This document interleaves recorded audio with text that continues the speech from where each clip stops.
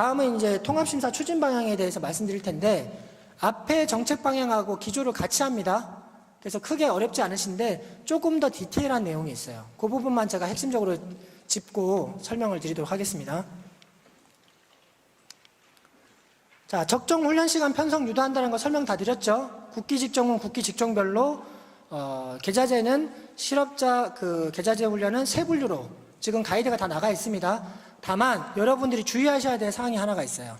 그렇게 크게 이제 가이드가 나가는데 그 안에서 자격과정은 자격과정별로 또 통계를 냈습니다. 이해하셨죠? 그래서 그거는 필히 여러분들이 보시고 신청을 해주셔야 되고, 자격과정 이외에 NCS 기준 시간의 총합을 초과하는 것들은 과잉 편성됐다라고 저희가 이전부터 그렇게 심사를 하고 있었지 않습니까? 그 부분도 여러분들이 잘 준용하셔서 해주시면 되는데, 어렵지 않은 게 이미 가이드라인이 다 나가 있는 대로 하시면 돼요. 그 범위 안에서 하시면 되고, 전산에도 들어가 있기 때문에 여러분들이 그걸 놓치시더라도 전산에서 알람이 다 뜨실 거예요. 그 미만으로 편성하시면 큰 문제가 없다라는 거. 그 다음에 이게 굉장히 중요합니다, 여러분. 이번에 굉장히 여러분들 의견 수렴을 통해서 바뀐 내용이에요. 여러분들이 잘 활용하시면 굉장히 도움되는 내용입니다. 이번에 재량교과라는 게 생겼습니다. 재량교과. 이게 무슨 내용이냐면 여러분들이 의견을 많이 주신 거예요.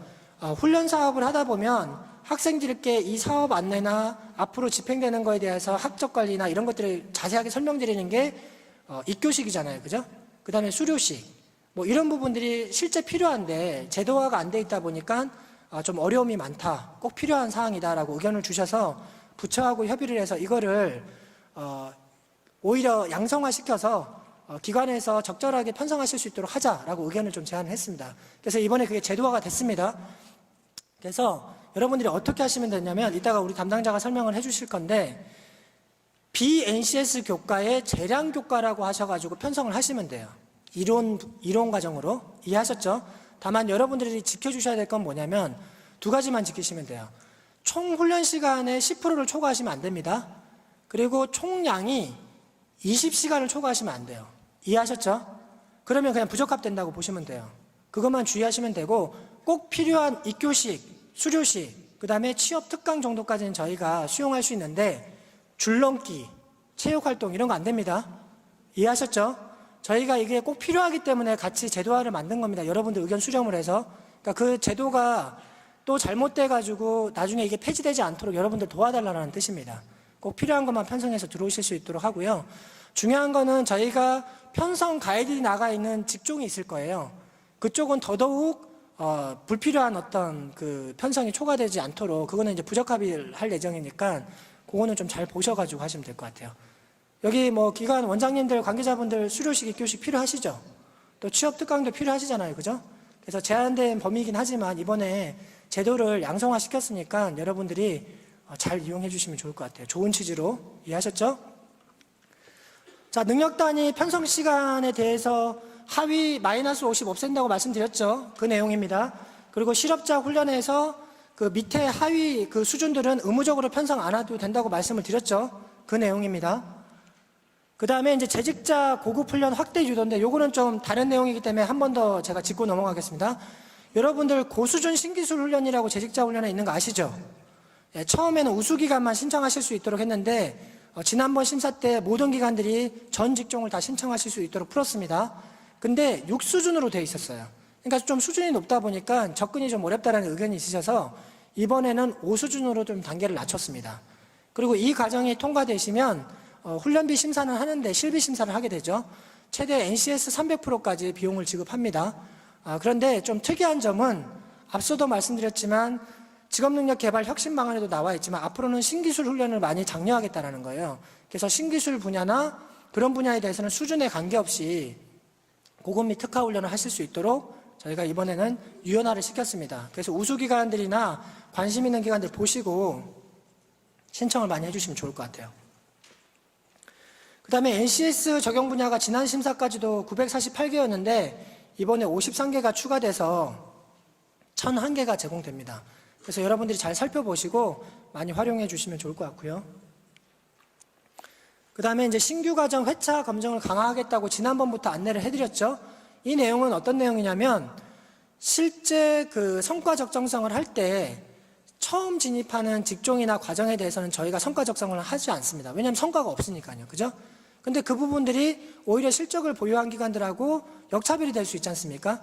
그래서 지난번에 저희가 어떻게 말씀드렸냐면 1년 뒤에도 성과가 없으면 그냥 부적합하겠다고 말씀드렸습니다.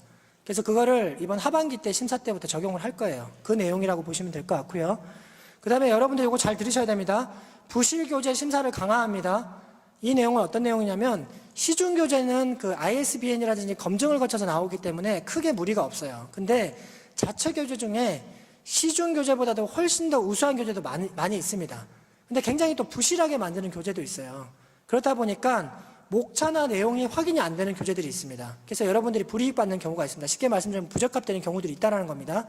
그래서 그 부분에 대해서는 목차, 분량, 내용을 분명히 저희한테 제공해 주시는 자료에 담으셔야지만 저희가 이런 거 교과를 가르치는 걸 확인할 수 있어요.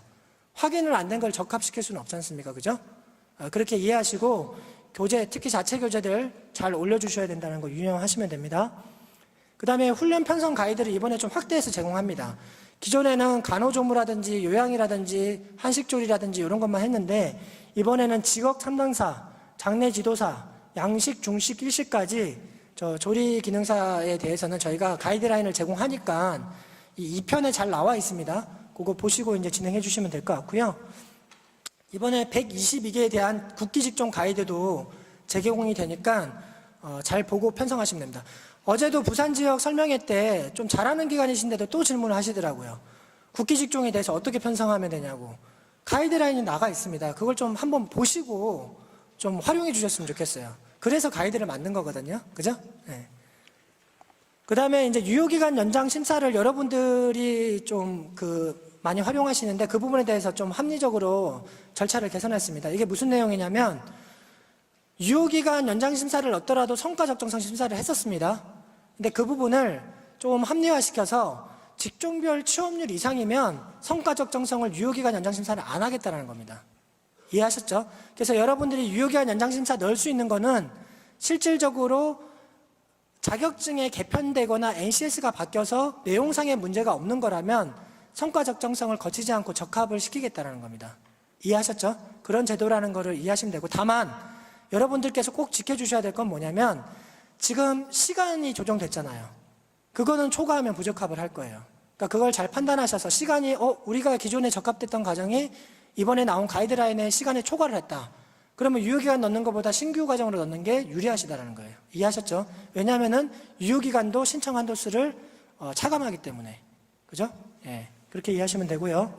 그 다음에 아까 말씀드렸죠? 훈련 시설 유형별로 법적 지위가 각각 운영돼야 되는 것은 분리조치해서 운영할 거고, 그렇게 들어온 과정들이 잘못 들어온 것들은 부적합하겠다는 겁니다. 예컨대 학원에서 요양보호사를 운영하겠다. 이건 부적합 사항이라는 거죠. 예, 그런 상황으로 이제 이해를 해주시면 될 것 같습니다. 그 다음에 NCS 캐코 부분에 대해서도 저희가 붙인 파일에 잘 적용이 되어 있으니까 그걸 보고 입력하시면 될 것 같아요. 자, 여기까지가 제 설명이고요. 내용상으로 좀 많은 내용들을 설명드리다 보니까 여러분들이 다 이해하시기는 어려우실 수도 있습니다. 그래서 아까 전에 제가 19년도 상반기 되는 것은 꼭 기억하시고 나머지 부분은 방향성만 이해하시고 앞으로 의견 수렴 절차를 통해서 이해하시면 된다라고 제가 말씀을 드렸잖아요. 그죠? 그렇게 이제 이해해 주시면 좋을 것 같고요. 그리고 이제 이후에 설명될 온라인 평생교육원에서 발표하실 스마트 플랫폼은 특히 우수기관부터 올해 시범적으로 적용할 겁니다. 그러니까 우수기관들 잘 들어보시고 다양한 또 여러 가지 제도적인 지원 정책도 검토하고 있으니까 온, 오프를 병행하는 훈련 방식입니다. 그래서 그 부분도 설명을 한번 들어보시고, 또 중요한 게 그 훈련비에 대한 조사 분석에 대한 것들을 또 설명을 하실 거예요. 근데 이 내용은 기재부도 그렇고 훈련비가 단가가 너무 높다라는 평가가 많으세요. 감사기관도 그렇고. 그래서 실제 훈련 시장에서 운영되고 있는 비용이 그렇지 않다라는 걸 설명을 해야 됩니다. 그렇기 때문에 여러분들의 협조가 굉장히 필요한 사항입니다. 그러니까 크게 어렵지 않으시면 가능한 모든 기관이 다 참여할 수 있도록 제도가 이 의견 수렴을 하고 있으니까 최대한 잘 조사 분석에 해주셔서 합리적인 훈련비가 설정될 수 있도록 여러분들도 도움을 주셨으면 좋겠습니다. 질의사항이 있으실 수도 있는데 그 부분은 현장 질의 때 제가 직접적으로 받아서 답변 드리도록 하겠습니다. 감사합니다.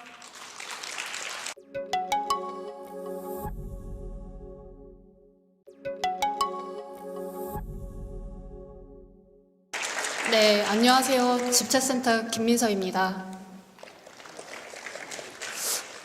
제가 맡은 그 통합심사 개요 그리고 절차 그리고 각 단계의 심사의 기준을 제가 맡고 있는데 저희가 일을 하면서 가장 많이 고민하는 부분이 실제로 집행될 기준에 대해서 사전에 명확하게 안내드리고 정확하게 집행하는 게 저희 목표입니다. 왜냐하면은 저희가 하는 업무가 이제 고용부의 정책 방향을 대응하는 기준을 세우는 것뿐만 아니라 실제로 과정이 운영되다가 문제 사항이 발생하면 그 사항에 대해서 심사에서 바로 반영하는 게 저희가 굉장히 중요하기 때문에 오늘 말씀드릴 사항이나 자료집에 실려있는 내용들이 기존에는 적합 판정 받은 과정들도 떨어질 수 있는 내용들이 굉장히 많아요. 그래서 저희가 이러한 기준에 대해서 정확하게 안내해드리기 위해서 설명의 자료집이라는 거를 활용하고 있고, 그래서 그런 안내들이 많다 보니까 점점 더 자료집이 두꺼워지고 있습니다. 그래서 오늘 제가 할애받은 시간이 길지 않기 때문에 앞에 1권에 있는 기준 내용뿐만 아니라 뒷권에 있는 직종별 부적합 사례도 하나하나 전달드리기는 어려운 점 양해해 주시고요. 다만 저희가 사용되는 자료집이나 이런 부분에서 저희가 알려드리지 않으셨어도 돌아가셔서 꼭 꼼꼼히 읽어보시고 심사 신청해 주시는 것을 부탁드립니다. 그래서 우선은 제가 맡은 부분 이제 시작을 할 건데, 먼저 전반적인 통합심사 계획에 대해서 먼저 알려드릴 거고요. 그 다음에 각 단계 세부 심사 기준 말씀드리도록 하겠습니다.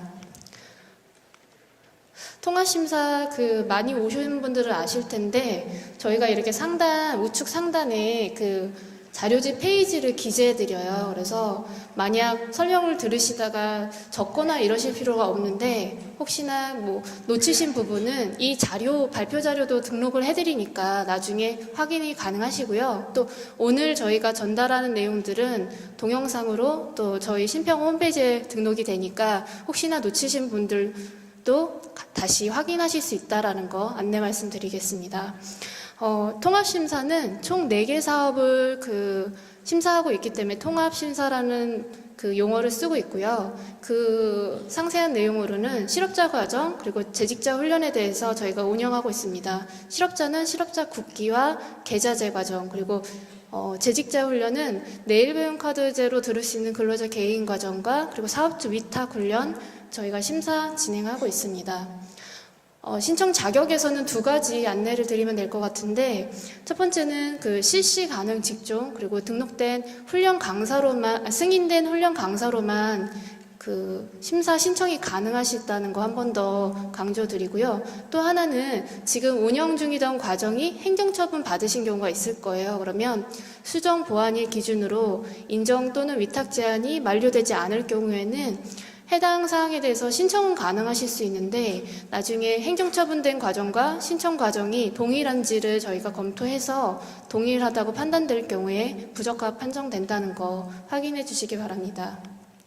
다음으로는 가장 많이 물어보시는 신규기관에서 물어보시는 건데, 몇 개의 과정이나 이번 심사에 신청하실 수 있느냐라는 부분이에요. 그래서 19년도 상반기 신규기관 인증평가에 참여한 기관들은 근본에 10개의 과정까지 신청이 가능하신데요. 그 중에서도 실업자 국기 과정은 2개까지, 그리고 국기를 포함한 실업자 훈련은 5개까지, 그리고 실업자를 포함한 모든 훈련 과정은 10개까지 가능하세요. 예를 들어서 국기 1개 과정을 신청하신 기관은 계좌제로 4개 과정까지 더 추가로 신청하실 수 있는 거고, 실업자 훈련을 만약 3과정을 신청하셨다 그러면은 재직자 과정을 7개의 과정을 더 신청을 하실 수 있는데, 2가지 주의하실 게, 하나는 과정을 승인받고 운영을 안 하셨을 때 나중에 운영한 기관을 운영하시기가 더 어려워지거든요. 그래서 본인들 훈련 기관의 운영 능력을 한번 고민하셔서 과정을 신청하셔야 된다라는 거고요. 또 하나는 상반기 신규기관 인증평가에 인증유예를 받으실 경우에는 신청한 모든 훈련 과정 바로 다 그 부적합 되신다는 거 확인 부탁드립니다.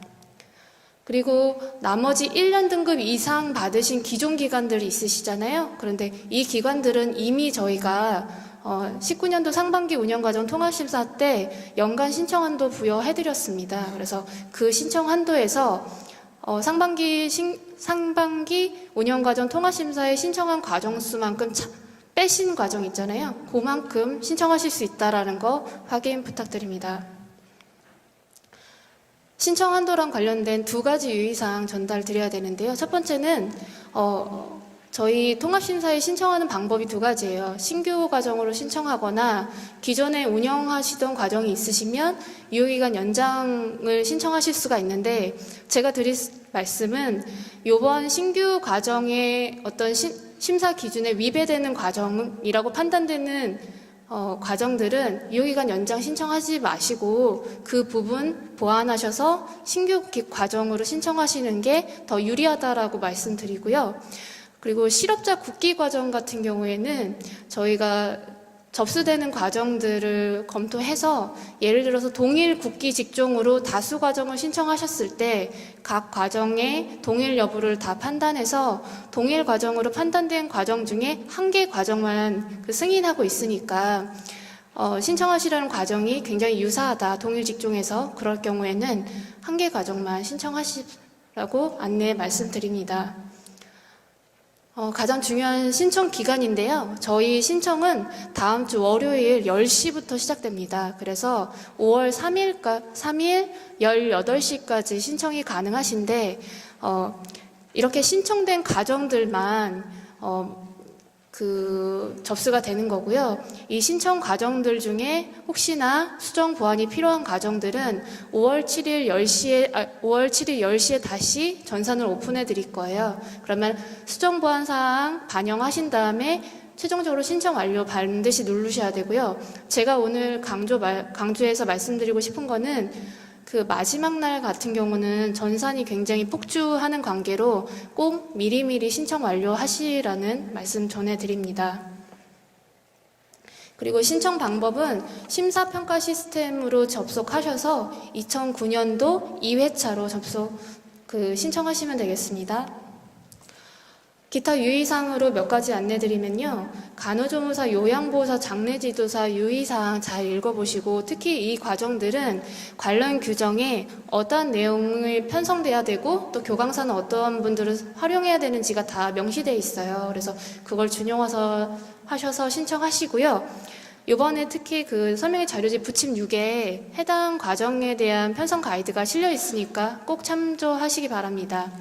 그리고 하나 더 안내 말씀드리면, 요양보호사 양성 과정의 경우 표준 교재가 19년도에 변경이 됐어요. 그래서 꼭 요번에 그 신청하실 때 보건복지부 홈페이지 참고하셔서 해당 교재로 신청하시고, 지금 인증받아서 이미 운영 중인 과정도 그 교재 변경하셔갖고요, 19년도 표준 교재 꼭 활용하시라는 말씀 전해드리겠습니다.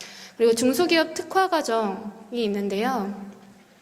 해당 과정은 전산으로 입력할 뿐만 아니라 그 제출 서류가 반드시 등록돼야 되는 부분이 있으니까 해당 사유 꼭 확인하시고요. 이 과정 같은 경우는 비수도권 의무 개설이 있어요. 그러니까 그 부분 꼭 충족하게 신청하시기 바랍니다. 고수준 신기술 훈련에 대해서 안내드리면, 그 NCS 편성 기준이 고수준 같은 경우는 5수준 이상으로 변경됐다는 거, 그리고 신기술 그 법령에 의해서 인증받은 것이나 아니면은 4차 산업 훈련 분야 있잖아요. 이걸로 가능하신데 훈련 수준은 관련 없다. 이 점 이해하시면 될 것 같고요. 이것도 그 실시 세부 계획서라는 게 등록돼야 되기 때문에 전산으로 입력하고 실시 세부 계획서도 등록하시는 절차 꼭 지켜서 신청해 주시기 바랍니다. 자영업자 특화 과정이라는 게 있는데요. 신청 화면에 보시면 자영업자 특화 과정 여부에 선택하시는 부분이 있을 거예요. 이럴 경우에는 저희가 그 신청 화면상 그 신청한 훈련 과정의 강점 부분에서 그 자영업자 특화 과정으로 어떤 특화된 내용이 있는지를 저희가 검토하거든요. 그래서 이 내용이 없을 경우, 없거나 조금 적정하지 않을 경우 부적합되는데, 지난 심사에서도 어떤 훈련기관에서 이의 신청 결과를 받으시고 나는 이걸 잘 몰랐는데 그냥 선택을 한 건데 너무 억울하다, 정확하게 안내가 돼야 된다, 이런 말씀이 있으셔서 제가 일부러 전달을 드립니다. 확인해 주시고요. 이 과정이 굉장히 좋은 게 성과 적정성 심사에서 저희가 우대를 해드리는데, 다만 실제로 운영하실 때 실시 인원의 20% 이상 모집을 하셔야만 운영하실 수 있다는 거 다시 한번 확인 부탁드립니다. 그러면 심사 절차별 기준에 대해서 이제 설명드리는 순서로 넘어왔는데요. 우선은 통합 심사가 어떻게 크게 진행되는지를 말씀드리는 게 중요한 것 같아요. 그래서 통합 심사는 크게 세 단계로 나뉩니다. 훈련기관에서 사전 준비하시는 단계, 그리고 심사가 진행되는 단계, 그리고 결과 공고가 나가는 단계로 나뉘는데, 그 사전 단계에서 꼭 해주셔야 되는 거는 당연히 인증평가 신청하셔야 되는 거고, 또 사전에 CC 가능 직종이나 NCS 확인 강사 등록해서 승인된 분들 승인해야 된다는 거, 그리고 시설, 장비, 교재도 등록된 내용을 불러오기 형식으로 저희가 심사를 신청하실 수 있기 때문에 이걸 미리 정리를 해주시고요. 그 다음에 심사가 신청이 되면 저희는 직종분류 검토부터 단계별로 이제 심사를 진행하는데요. 그 직종분류 검토, 그 다음에 기본 요건 심사, 훈련과정 적합성 심사 순서대로 진행을 해서 최종 적합된 과정은 결과 공고를 내보내드리고요. 그 결과 공고는 저희가 6월 26일 예정이니까 그때로 알고 계시면 될 것 같고, 그때 결과 공고가 나오면 일주일 정도 저희가 이의 신청하실 수 있는 기간을 드려요. 그러면 만약 조정되거나 부적합된 부분에 대해서 이의 신청이 필요하신 기관들은 그 시간 안에 신청하시면 저희가 다시 판정의 적정성을 검토하는 단계로 해서 심사를 진행하니까 그런 점 확인하시면 되겠습니다. 첫 번째, 그러면 직종분류검토에서 어떤 내용을 보고 있는지를 설명드리면, 훈련 과정 신청하실 때 NCS 세 분류를 선택하게 되어 있고, 거기에 연관되는 캐코 코드를 선택하게 되어 있어요. 그래서 특히 NCS 비적용 과정 같은 경우에는 임의로 이제 선택하시는 경우가 있는데, 이렇게 선택된 게 적정한지를 저희가 다시 검토해서 적정한 NCS와 캐코 코드를 다시 조정을 해드리는 건데, 이게 중요한 게 뭐냐면 NCS 코드는 단가가 결정되는 거고 캐코 코드는 취업률이 연계되는 거예요. 그래서 저희가 이래서 이걸 조정하는 거다라는 걸 알고 계시면 되고요. 그래서 신청하시는 기관에서 주의하실 사항은, 그래서 가장 많은 내용을 편성할 NCS를 선택하셔서 주직종으로 선택하셔서 신청하시면 된다는 점 확인하시면 될 것 같습니다. 다음은 그 기본 요건 심사인데, 저희가 여기선 세 가지를 봐요. 한 개씩 보면 훈련기간 신청 자격 부분인데요. 그 CC 가능 직종이라는 걸 저희가 계속 강조하는 이유가, 원래 이 단계에서 새롭게 보던 거를 미리 1차적으로 저희가 보고 들어오는 거예요. 예전에는 2단계에서 굉장히 많이 떨어졌거든요. 그래서 저희가 미리 한번 걸르는데, 그러면 이 단계에서는 도대체 뭘 보냐, 이런 거예요. 앞에 이제 센터장님께서도 말씀해 주셨는데, 학원에서 요양보사 양성 과정을 운영하실 수 없는데 운영하는 기관들이 이제 생겨서 그 기관들을 걸러내는 작업을 여기서 하고요. 또 어떤 경우가 있냐면 미용 관련한 거였는데 사업주나 사업주 단체로 신청하는 기관들이 있으세요. 그러면 그분들은 법령상 사업주 위탁 훈련만 하실 수 있는데 가끔 모르시고 근로자 개인 과정이나 실업자 과정을 신청하시거든요. 그런 사항이 없는지 저희가 여기서 걸러내고, 만약 저희가 여기서 걸러내지 못하는 거는 그 산업인력공단 지부지사나 아니면 고용센터에서 인정하는 단계에서 또 걸러내고 계세요. 그러니까 그렇게 되실 수 있으니까 잘 확인하시고 신청하시라는 말씀이고요. 다음은 행정처분 관련해서는 앞에서 설명드렸기 때문에 넘어가도록 하겠습니다.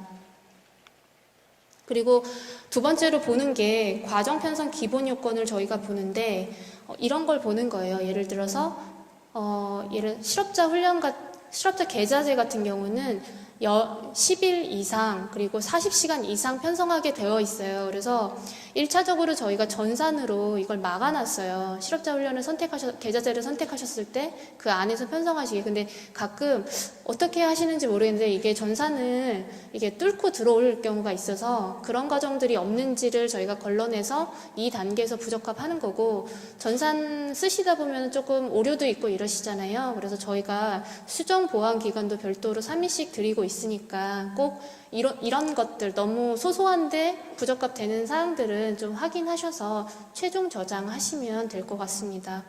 그리고 강의실 면접 같은 경우는 지금 최소 기준이 실업자 계좌제나 뭐 재직자 훈련은 10인 기준에 30, 그쵸? 그리고 국기는 무조건 45인데 이거를 가끔씩 치우지 않고 들어오는 기관들이 간혹 있으세요. 그래서 그런 기관들도 이 단계에서 걸러진다라고 생각하시면 될 것 같아요. 그리고 앞에서 NCS 적용 여부에 대해서 유연화된다라고 하셨는데, 어쨌든 새로운 과정이 신청이 되면 예를 들어서 비적용 과정으로 들어오잖아요. 그러면 이 과정이 현재 개발된 NCS로 개발이 가능한지를 저희가 확인을 다 하거든요. 그래서 총훈련 시간에 40% 이상 편성이 가능하다고 판단되면은 이 단계에서 저희가 부적합하고 있으니까 기존 부침 2에 보시면 NCS 적용 여부 가이드라는 게 나와 있거든요. 그러니까 그거 보셔서 적용이라고 되어 있는 거는 반드시 적용해서 들어오시는 걸로 생각하시면 될 것 같습니다. 그리고 세 번째로는 적용 필수 기준을 저희가 검토하는 건데 이런 거예요. 예를 들어서 뭐 정보통신이 20으로 시작하는데 20, 01, 01의 4수준으로 편성을 하신 거예요. 그러면은 실업자 훈련 과정 같은 경우는 5수준, 6수준, 7수준이 이 4수준보다 50% 이상 시간이 편성되면 안 되거든요. 그래서 그런 부분을 보는데 이것도 사실 저희가 전산으로 막아놨는데 몇 개 과정이 꼭 뚫고 들어오는 게 있어서 이런 거를 저희가 여기서 걸러내고 있다라는 거 전달드립니다. 신청 제한 분야로 넘어왔는데 기존에 계속 하던 과정들이 여기서 걸러지는 경우는 거의 없는데 새롭게 훈련기관에서 만든 과정들이 여기서 많이 걸러지는 것 같고, 또 신규 기관이실 때 여기서 많이 걸러지는데 신청 제한 분야에서 저희가 보는 거는 이 과정이 정부 지원 필요성이 있느냐 없느냐인데, 저희가 이제 임의로 하는 게 아니라 이렇게 9가지 기준으로 하고 있어요. 이 기준은 저희가 어떻게 만들었냐면 실업자 실시 규정이라는 게 있고, 그리고 근로자 그리고 사업주 위탁 교육에는 지원 규정이라는 게 있는데 각 훈련 사업별로 이런 과정은 우리가 지원하지 않는다라는 기준이 법령상 들어가 있습니다. 그래서 그거를 통합해서 만들어서 이 이름이 통합 기준이에요. 그래서 저희는 이 기준을 9가지 카테고리로 나눴는데 이거를 그냥 보여드렸을 때 훈련기관이 너무 어려워하셔갖고 저희가 만든 게 세부 기준이에요. 그리고 그 세부 기준을 어떻게 판단하는지를 같이 알려드리기 위해서 논리함수라는 걸 또 만들었어요. 그래서 저랑은 자료집 50페이지에 나와 있는 하나의 예시를 볼 건데요. 교육 및 보육 관련 분야가 한동안 그 문제가 이슈화된 적이 있어요. 그래서 더 심사를 강화한 부분인데, 예를 들어서 교육 및 보육 관련 분야로 신청하시면 여기 보시면 그 빨간색 테두리가 있는 거 있잖아요. 이 4가지를 다 충족해야만 신청 제한 분야에서 적합 판정을 된다는 거예요. 하나라도 충족하지 못하시면 부적합이 되는 건데, 보육 관련 분야로 신청하실 때 무조건 NCS는 4수준 이상으로 편성하셔야 되고요. 그 다음에 사업주 위탁만 가능하신 거예요. 그리고 훈련 대상자 요건이라는 걸 기입하는 부분에 보육 자격증 소지자나 보육 분야 재직자라고 명시하셔야 된다는 거고, 마지막으로 내용도 보육 그 분야의 실무 과정으로만 편성된 것만 저희가 승인하겠다라는 거예요. 나머지는 무조건 다 부적합이고요. 그 내용 표에 보시면 옆에 주의 키워드라는 내용이 있어요. 이게 뭐냐면 훈련기관에서 이렇게 신청을 하시잖아요. 그러면 그 자료가 모두 추출돼서 저희는 과정을 가질 수가 있는데, 그러면 직종 담당자가 그 과정 내용 중에 방과 후 또는 아동이라는 글씨가 있는지를 다 검토를 해요. 그래서 만약 그게 뭐 훈련 목표에 아동을 위한 뭐 이런 게 써 있잖아요. 그럼 그거는 무조건 신청 제한 분야 심의에 저희가 상정을 합니다. 그래서 이게 정말 우리가 원래 의도했던 그 신청 제한 분야인지 아닌지를 검토하는 단계를 가져요. 특히 뭐 방과 후 교사 뭐 이런 거 있잖아요. 이런 건 무조건 신청 제한 분야니까 이 신청 제한 분야의 9가지 카테고리 중에 주의 키워드 같은 거는 들어가지 않게 훈련 과정을 편성하시고요. 본인이 생각하시는 과정이 혹시 여기에 들어가지 않는지, 이 표에 보시면 밑에 예시 과정도 나와 있으니까 혹시 내가 운영하려는 과정이 요거와 유사하지 않은지, 근데 실제로 편성하신 과정이 신청 제한인지 아닌지는 저희도 심의를 해야 봐야 되기 때문에 항상 신청을 그냥 해보시라고 말씀을 드릴 수밖에 없는 입장이거든요. 이거 꼭 잘 확인하시고요. 하나 더 강조해 드릴게, 지난 심사부터 강조된 게 공통법정훈련하고 직무부관 법정훈련이에요. 요거는 한번 내용 읽어보시고 신청해보시기 바랍니다. 다음 넘어가면 과정적정성 심사 부분인데 저희가 여기서는 5가지 항목을 보고 있고요. 각 단계별로 세부적으로 안내를 드릴 건데 심사위원분들도 어떤 기준으로 보느냐 궁금하실 것 같아요. 근데 페이지 54페이지에 보면은 과정적정성 심사의 기준이 한 페이지로 되어 있어요. 그래서 저희 심사위원분들도 그 훈련 과정을 검토하면서 각각 해당 사항에 충족인지 미흡인지를 판단하시고 미흡한 내용은 최종 부적합이시거든요. 그러니까 꼭 잘 지키셔야 된다라는 거. 그래서 내용 부분부터 먼저 보면 첫 번째 항목이 이제 내용이잖아요. 근데 내용에는 3가지가 있어요. 내용, 시간, 교재 부분을 저희가 보는데 내용에서 가장 먼저 얘기해 드리는 게 바로 실업자 국기 과정이에요. 그래서 실업자 국기는 가장 중요한 게 뭐냐? 정의인데, 그래서 정의에 부합하는 과정명 목표 내용으로 편성되었는지를 볼 거고, 이거가 너무 어렵다는 말씀이 많아서 지금 국기 직종이 122개인데 저희가 118개 지금 개발된 훈련 기준으로 만들 수 있는 118개 직종에 대해서 직종 편성 가이드를 만들었어요. 그래서 그걸 제공해 드리고 있으니까 참고하시고요. 하나의 사례를 제가 같이 보고 싶어요. 그래서 갖고 나왔는데, 예를 들어서 핀테크라는 직종에 보시면 핀테크 직종 옆에 자료집으로는 55페이지인데요. 그 기준 훈련 시간이 있어요. 제가 권장해 드리는 거는 무조건 기준 훈련 시간 아래로 편성을 하신다라는 거고요. 그 다음에 직종 밑에 보면은 직종 정의가 있고, 그 다음에 훈련 과정 편성 주의사항이 있고, 그 다음에는 실제로 어떤 능력 단위들이 권장되고 선택되었는지 나와 있거든요. 그래서 이런 거 참고하셔서 신청하시라고 저희가 안내 드렸으니까요. 그 아까 알려드린 경로 따라가셔서 꼭 확인해 보시기 바라고요. 기존에 적합된 과정도 적정하지 않다라고 하면은 심사는 점점 강화되고 있으니까요. 꼭 확인 부탁드립니다. 그 다음에 보실 게 3가지를 같이 볼 건데, 창업과정, 자영업자 특화과정, 자격증 과정이에요. 창업과정은 이런 거죠. 뭐 밑반찬 창업과정 이런 거 있잖아요. 그러면 저희가 보는 거는 창업을 할 수 있는 과정인지를 보는 거예요. 근데 어떤 과정은 밑반찬 과정하고 밑반찬 창업 과정이 똑같아요. 편성이. 그냥 그 22개 반찬을 조리하는 방법만 가르치시는 경우가 많아요. 이럴 때는 창업이라는 이름이 있기 때문에 부적합할 수 있다라는 거예요. 그래서 훈련 목표나 과정명이나 신청훈련의 강점이나 어떤 부분에 창업이라는 내용이 있으면은 그 내용을 충분히 반영해서 과정을 편성하셔야 된다는 거고, 또 하나는 아까 자영업자 특화과정 안내 드렸잖아요. 이거 다시 한번 강조드리고요. 그 다음에 자격증 취득과정은 이런 거죠.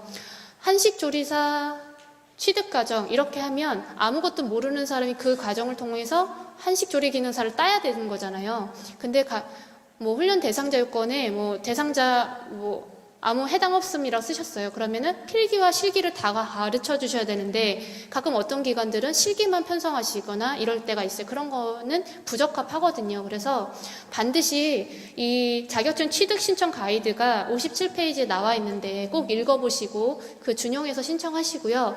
편성에 어려움이 많다라고 하는 8개 과정은 저희가 부침 6에 실어드렸으니까 참고하셔서 신청하시면 될 것 같고요. 자격증 과정에서 또 굉장히 중요한 게 뭐냐면 최신성이에요. 그래서 개정된 내용이 들어가지 않고 뭐 예를 들어서 내용이나 교재가 개정되지 않은 내용으로 편성되면 부적합하니까 꼭 참고하시기 바랍니다. 다음은 법정직무교육 내용인데요.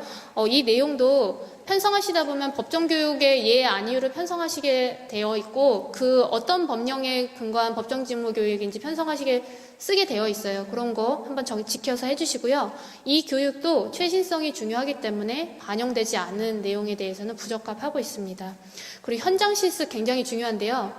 현장 실습은 인정요건이라는 게 저희가 명시를 해드렸어요. 그래서 인정요건에 우리가 편성하려는 현장 실습이 적정한지 한번 판단하시고요. 필수인 과정들은 당연히 편성하셔야 되는 거고 필수가 아닌 과정들 중에서는 좀 고민을 하셔서 하시고 저희가 안내 가이드 넣어드린 거에 강조되어 있는 부분들이 있으니까 그거 꼭 준용하셔서 신청하시기 바랍니다. 수행준거는 한번 읽어보시고요. 시간에 대한 것들이 점점 더 강조되고 있어요. 그래서 저희가 자료실 보시면 61페이지부터 안내사항이 있는데 직종별 그리고 자격별 기준 훈련 시간 제공해 드리는데 그 권장사항에서 권장 내용대로 조금 편성하시라는 거 말씀드리고요. 그리고 능력 단위 편성에 대해서도 이런 거예요. 앞에서 설명을 드렸는데 예를 들어 3개의 능력 단위가 편성되면 뭐 그게 각각 기준 훈련 시간이 20시간이었다. 그러면은 NCS 전공권과에 편성할 수 있는 시간을 저희가 1차 캡을 한번 씌웠어요. 그래서 60시간 넘는 과정들은 초과 사유를 쓰게 이렇게 해놨거든요. 그러니까 편성이 안 되는 게 아니라 편성하실 수 있는데 기준 훈련 시간의 총합보다 넘는 것들은 초과 사유를 저희가 검토를 할 거다라는 거고 그리고 기준에 편성되더라도 너무 그렇다고 과소하거나 또 너무 과다할 경우는 또 부적합될 수 있으니까 확인하시고요. 지난 심사부터 굉장히 강조됐던 게 훈련 시간 과다 편성이에요. 그래서 예를 들어서 유사한 교과가 중복 편성되거나 그리고 불필요한 교과가 편성되거나 능력 단위 권장 시간보다 많이 편성한 과정들은 집중적으로 저희가 과다 편성 여부를 확인하겠다라는 말씀이거든요. 예를 들어서 용접 과정 보면 능력 단위가 세 분류가 이렇게 개발이 돼 있어요. 예를 들어서 피복 아크 용접에도 이 도면 해독이라는 부분이 있고 이 가스텅스텐 용접에도 도면 해독이 있어요. 근데 각각의 능력 단위를 다 편성하시면서 중복으로 편성하셨을 때 이 편성된 내용의 총합이 이 훈련 전체적인 뭐 내용이나 아니면 총편성이나 훈련 대상자 요건을 고려했을 때 과다하다라고 판정되면 부적합하겠다라는 내용이니까 아래 그 유의사항 한번 보시고 내용 넣어주시고요. 재량교과 아까 센터장님께서 말씀해 주셨는데 어떤 식으로 편성하는지 62페이지 하단에 나와 있으니까 참고하시기 바랍니다. 다음은 제가 교재 적정성에 대한 말씀을 드려야 되는데 우선 교재가 이런 거거든요. 그러니까 교과목에 필요한 교재는 다 등록하셔야 돼요. 네, 그래서 저희는 훈련 내용에 적정한 교재가 편성됐는지를 등록된 교재 위주로 볼 거고요. 그럴 때 예를 들어서 소양교과 있잖아요. 직업기초능력이나 학습 모듈, 자체 교환, 무료 지급 교재, 현장 실습이나 프로젝트도 편성하셨는데 교재가 필요하다고 했는데 해당되는 교재가 없으면 부적합하겠다라는 거니까 잘 확인하셔서 넣으시고요. 파일을 넣어주실 때 저희가 표지랑 목차를 넣어달라고 요청해 드리는데 그게 적정하지 않으면 저희가 부적합할 수밖에 없으니까 주의하시고요. 그 다음에 세법이나 이런 내용들은 매년 개정되거든요. 그런 내용이 교재에서 업데이트가 되지 않으면 그 사항도 저희가 부적합하고 있으니까 확인하시고요. 특히 자체 교환 같은 경우는 현장에서 너무 문제가 많아서 저희가 아예 가이드를 만들었어요. 그래서 교재 제목 같은 경우는 편성한 교과목과 연계되는 거를 저희가 확인할 수 있게 이름을 써주시고요. 교재 목차는 상세하게 적어주셔서 누락된 부분이 보이지 않게. 예전에는 이런 교재도 많았거든요. 가장 큰 단어는 하나 쓰시는 거예요. 근데 그 내용에 대한 게 저희한테 전달되지, 포함은 되잖아요. 그래서 저희가 인정을 해드리는 경우도 있는데 실제로 그 교재를 활용하는 훈련 기간에 가봤더니 그게 한 200시간 되는 과정이었는데 15장의 정도 되는 교재를 나눠주고 계시더라고요. 그래서 이게 분량도 저희가 확인을 다시 해야 되는, 근데 내용을 다 보는 거는 어떤 문제들이 많이 있기 때문에 저희가 어쨌든 분량에서는 한번 보겠다라는 의미로 페이지까지 다 넣어주시는 거 저희가 부탁드립니다. 특히 자격증 출제 과제는 출제 과제가 명확하게 명시되도록 등록 부탁드립니다. 다음은 훈련 부분인데 저희가 훈련 목표와 훈련 내용에 적합한 교수학습 방법, 평가 방법을 활용하셨는지 보고 있어요. 그래서 여러 가지 방법을 많이 써봤는데 가장 많이 부적합되고 있는 부분이 학생 실습이 필요한 교과목에 실습을 할 수 없는 어떤 훈련 방법이나 아니면은 학생의 실습 능력을 평가할 수 없는 훈련 평가 방법을 활용하신 부분이에요. 그래서 특히 이 부분은 전체 직종에서 대부분 다 잡고 있으니까 해당 직종의 부적합 사례나 이런 거 확인하셔서 반영해서 심사를 신청해 주시고요. 기존에 잘 운영했던 과정들도 저희가 기인정 사실과 상관없이 부적합할 거니까요. 평가 방법, 훈련 방법 잘 선택 부탁드립니다. 근데 선택하실 때 전산에서 이제 선택을 하시다 보니까 평가 방법이나 훈련 방법의 이름만 보고 이게 그거겠지라고 생각하고 선택하시는 경우가 많이 있으세요. 그런데 교수학습 방법과 평가 방법에 대해서 부침 1에 저희가 실어드렸거든요. 한번 내용을 읽어보시면 원래 생각하셨던 그 방법이 아닐 수 있어요. 그러니까 그거 한번 참고하시라는 거 말씀드리고요. 또 하나 부적합이 많이 되고 있는 게 기타 그리고 혼합형을 선택하실 텐데 이런 거는 사실 제공된 훈련 방법이 충분히 그 훈련을 운영하시기가 적정하지 않다라는 의견에서 만든 항목인데 상세 훈련 방법을 그러면 어떤 방법으로 쓰실지를 저희한테 제공해 주셔야 되는데 훈련 내용을 쓰거나 교과목명을 쓰거나 이러실 경우가 많이 있어요. 그래서 이것도 거의 모든 직종에서 다 검토하고 있는 사항이니까 어떤 방법을 쓰시는지 명확하게 작성해 달라는 점 전달드립니다. 그리고 교강사 부분인데 교과목별로 훈련 교사의 최소 기준 그리고 교과목 수준을 고려했을 때 적정한지를 저희가 판단하고 있어요. 그래서 최소 기준이라는 건 근로자 직업능력개발법 시행령 27조예요. 책으로 보면 66페이지에 나와 있는데 제가 그냥 쉽게 설명을 해드리면 예를 들어서 전문대 이상의 학력을 등록한 분은 교육 경력이 1년 이상 되면 최소 요건을 만족한다고 저희가 봐요. 그리고 학력을 등록하지 않으셔도 관련 현장 경력이 1년 이상 되시면 최소 요건을 만족한다라고 또 보고 또 하나가 뭐냐면 관련 분야의 국가 자격증을 소지한 분은 저희가 최소 요건을 만족한다고 봐요. 그런데 예를 들어서 이럴 경우가 있어요. 미용사 자격증인 중에 기능사가 있거든요. 미용사 일반 기능사가 있는데 그것만 이제 등록된 강사가 예를 들어서 미용 기능자 과정에서 굉장히 하위 수준의 어떤 교과목에 연계됐다. 이건 당연히 부적합이잖아요. 최소 요건은 만족하지만 교과목별 어떤 수준을 반영해서 교강사를 배정하셔야 된다는 거고 또 배정하실 때 필수사항은 아닌데 3명까지 배정하실 수 있어요. 그래서 훈련 운영상에 그렇게 잦은 변동이 있으실 것 같다라고 하면 3명까지 등록하셔서 심사를 받으시는 게 낫지 않을까라는 생각 전해드립니다. 그 다음에 시설 부분인데 시설 부분에서 저희가 훈련 목표 그리고 훈련 내용을 고려해서 관련 시설이 있는지 이거는 NC에서 전공교과뿐만 아니라 비적용교과도 다 볼 거예요. 그래서 필수 시설이 다 있는지 볼 건데 면제되는 게 몇 개 있어요. 뭐냐면 필기필답형 국가자격학증하고 그다음 이론형 법정직무교육을 하실 때는 사실 실습 시설이 필요가 없으시다고 판단되기 때문에 저희가 면제를 해드리고 다만 훈련 과정명이나 목표나 어떤 신청 훈련의 강점에 실습하겠다라고 적으시면 당연히 실습 시설 장비 갖추셔야 됩니다. 그리고 조건부라는 게 있는데 2가지예요. 하나는 국기 과정에 부대 시설이 미흡하거나 미급이 되면 조건부 드릴 거고요. 또 하나는 삭제 조건부예요. 그래서 충족한 시설도 있지만 미흡한 시설이 등록되면 미흡한 시설 삭제를 조건으로 저희가 드릴 거예요. 그래서 이런 경우는 부적합이죠. 미흡 시설이 미흡만 되는 시설만 등록되면 조건부가 아니라 그건 부적합이니까 잘 생각해 주시고요. 그 다음에 시설의 등록 기준을 말씀드리면 저희는 과정 단위로 심사를 하고 있기 때문에 과정에 등록된 시설만 그 과정에 적정한지를 저희가 볼 거고요.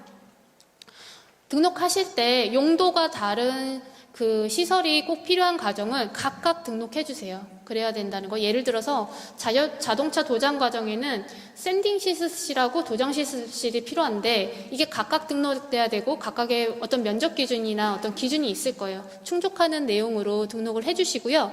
그리고 또 하나는 다만 가끔씩 겸용시설이라 가능한 시설들이 있어요. 예를 들어서 시습실과 강의실이 필수 시설인데 시습실에 강의실 겸용이라고 써있을 때는 실습 시설이지만 강의가 가능한 시설을 등록하셨을 때 저희가 인정하거든요. 그러니까 그런 것들 참고하시고요.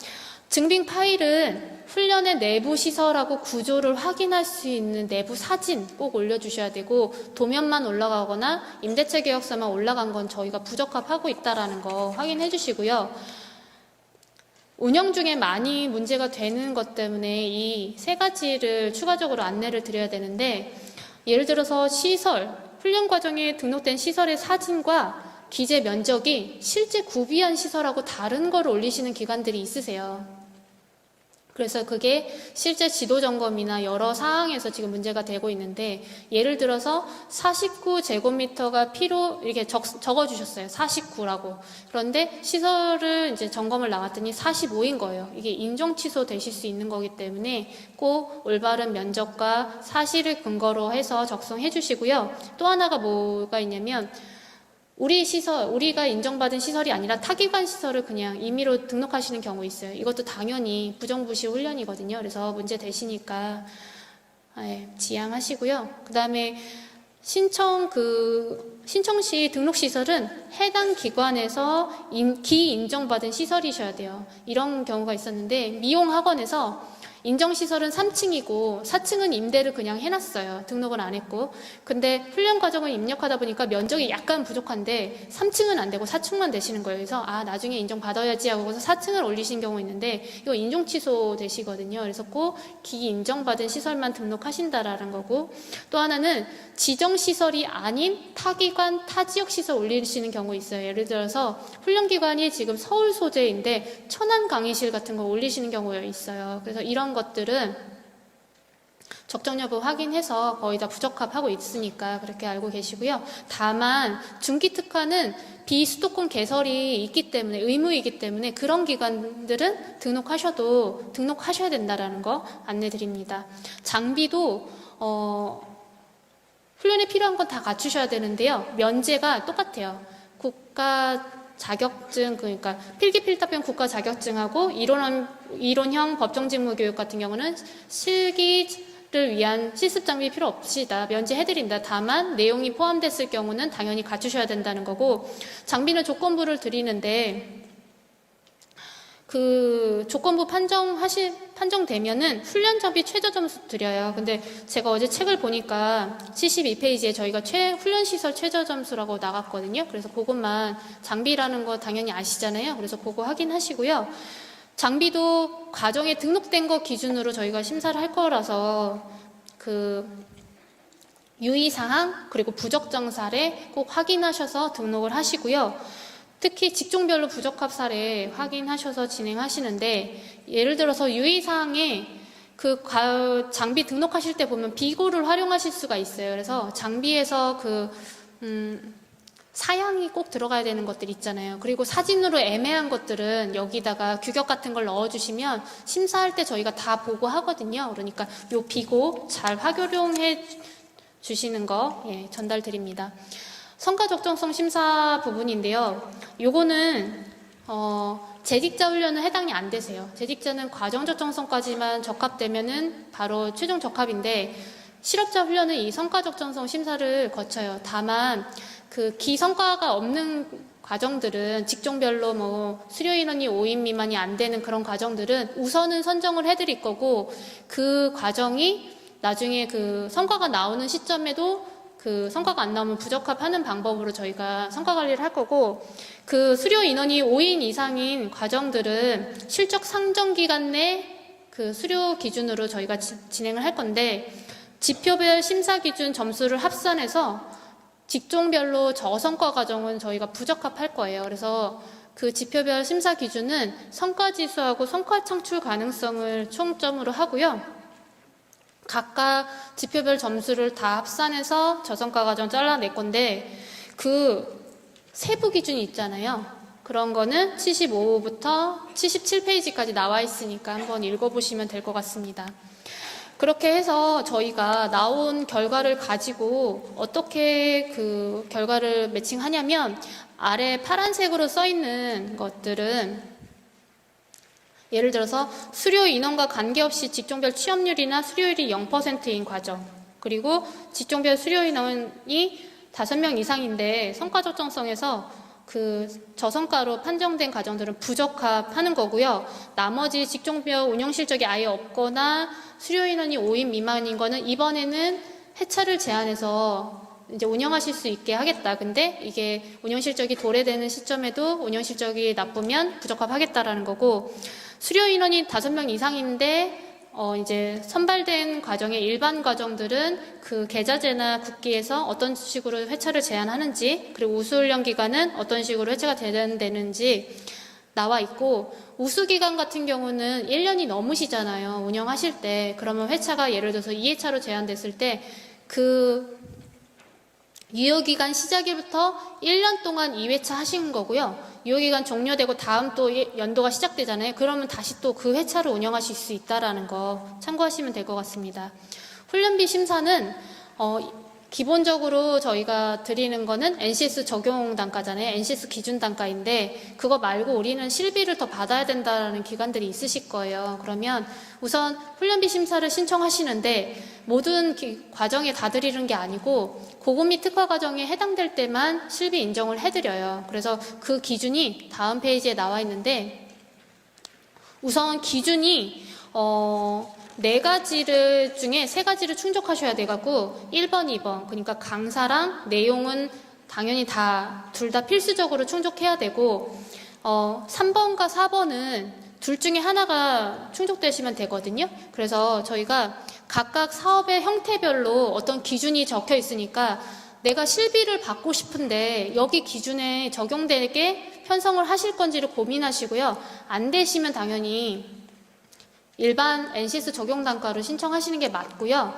그리고 이런 과정들은 훈련 실시 세부 계획서 그 비용에 대한 산정 그 근거를 저희가 다 받을 거예요. 그러니까 일반 뭐 NCS 적용 단가나 기준 단가 미만 선택하시는 기관들은 뭐 비용을 얼마 산정하고 이런 거 하나도 내실 필요 없는데, 여기에 해당되는 기관들은 그것도 다 쓰셔야 된다는 거, 등록돼야 된다는 거 안내 드립니다. 다음은 유효기간 연장 과정에 대한 건데 이게 굉장히 중요하더라고요. 질문도 많고 이번에 이제 통합심사 공고일 기준으로 6개월 이내에 만료 예정인 과정들만 이거 신청을 하실 수 있는데, 그 과정들 중에 공고일 기준으로 2주 전 개시 실적이 있으셔야 돼요. 그러니까 한 번도 안 운영하거나 1주 전에 개시하거나 한 번도 운영하지 않은 과정들은 당연히 신청 대상이 아니신 거예요. 그리고 앞에서 설명드렸던 부분인데 그 직종별로 그 평균 취업률 미만이신 기관들은 저희가 대상에서 아예 제외할 거니까 그렇게 되는 걸로 아시고요. 정말 중요한 거는 현재 통합심사 인정기준 기준에 위배되는 과정들은 수정 보완이 안 되잖아요. 그러니까 그냥 신규 과정으로 신청하시라고 저희가 안내 드려야 될 것 같아요. 그래서 이렇게 된다는 거 확인하시고요. 조건부는 앞에서 말씀드린 것 같이 시설과 장비 부분에서 저희가 그 조건부 적합이 나갈 건데, 그때 6월 26일에 최종 공고가 만약 나가면 한 달 정도 저희가 조건부 신청 기간을 드릴 거고, 그때 신청된 내용을 다시 심사 의뢰해서 적정성을 판단할 거예요. 근데 만약 신청된 내용이 적정하지 않거나 현장 시사 나갔을 때 상이한 내용이 있다 하면 부적합 나가시니까 잘 확인하셔서 신청하시고요.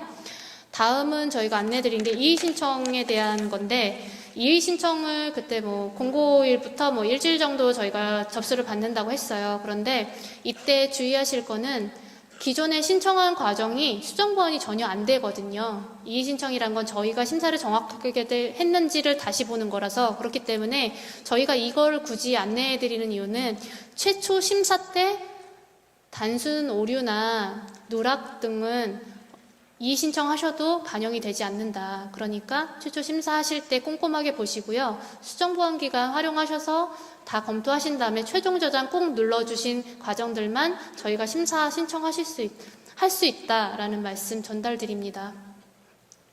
긴 시간 동안 이제 굉장히 집중해서 들어주셔서 감사하고요. 오늘 오신 기관 중에 혹시 임의용 기관이 있으시면 저희가 이 자료집을 만들다가 하나 잘못된 게 부적합 사례에 그 헤엄 이용 관련된 표가 인쇄소에서 표를 하나 삭제하시는 게 발생을 해서요. 그거는 저희가 업데이트해서 다시 자료집을 올렸으니까 그 사항 참고하시면 된다는 거고요. 그 심사 기준에 대해서 항상 고민을 많이 하고 있고 그걸 충분히 안내해 드리려고 노력을 하고 있으니까 오늘 나눠드린 자료집 1권, 2권 꼼꼼히 읽어보시고 신청해 주시기를 부탁드립니다. 감사합니다.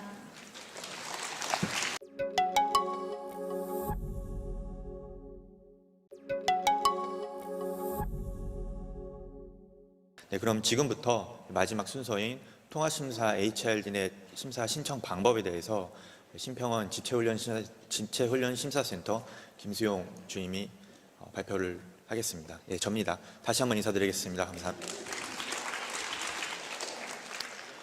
네, 지금까지 이제 심사 기준 절차 이렇게 안내를 받으셨는데요. 이제 HRD로 직접적으로 심사를 신청하다 보니까 이제 전산 관련해서 많이 낯설으셔가지고 좀 어려움을 많이 호소하시는 분들이 많으시는데 이제 제가 지금 관련된 내용에 대해서 상세하게 최대한 상세하게 말씀을 드리도록 하겠습니다.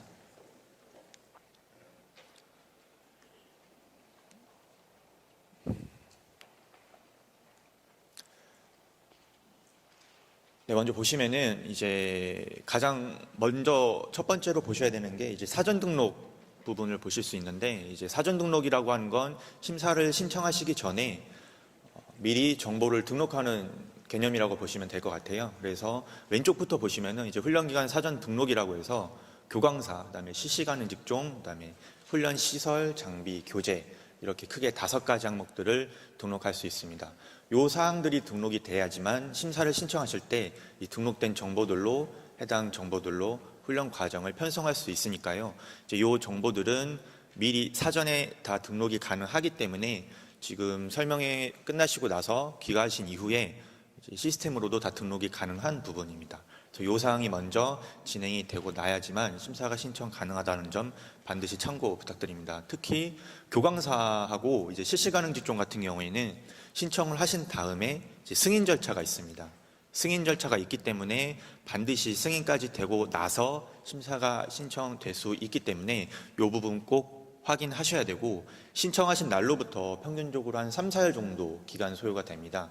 그렇기 때문에 심사 접수 기간에 조금 신청을 하게 되면은 물량이 많기 때문에 조금 지연될 수가 있어서 지금 조금 여유 있을 때 미리 등록을 해 놓으시면은 미리 승인도 받으시고 나중에 이제 심사도 신청하실 때 조금 더 용이하게 하실 수 있을 것 같습니다.